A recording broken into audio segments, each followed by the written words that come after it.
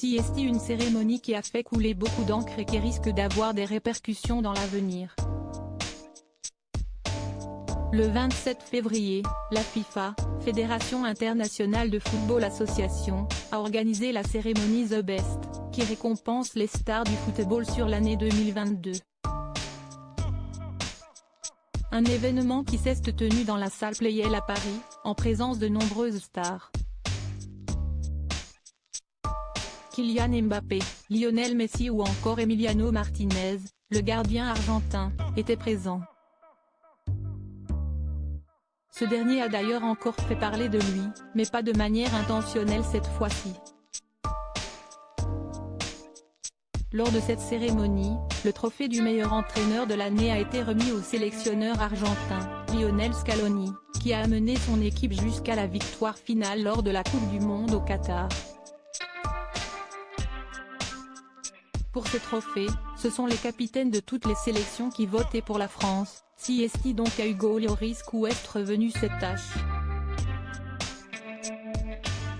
Bien que vienne tout juste d'annoncer sa retraite internationale, quelques jours avant son coéquipier Raphaël Varane, le gardien de but de 36 ans a donc eu la responsabilité de désigner selon lui les 3 meilleurs entraîneurs de l'année et son vote, dévoilé aujourd'hui, est assez surprenant.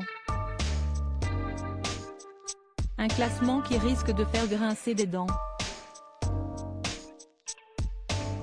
En général, les capitaines votent en fonction de leurs affinités et il n'est pas rare de voir des choix surprenants, souvent guidés par le cœur ou la fibre patriotique, mais dans le cas d'Hugo Lloris, ce n'est pas vraiment le cas. Le gardien des Bleus a choisi de placer en premier le sélectionneur marocain Walid Regragui, suivi de celui de l'Argentine, Lionel Scaloni, puis vient seulement en 3e position Didier Deschamps. Un choix qui a beaucoup divisé sur les réseaux sociaux, certains saluant l'objectivité du joueur de Tottenham, tandis que d'autres ne comprennent pas qu'il place son propre sélectionneur si bas dans son classement malgré une finale de Coupe du Monde.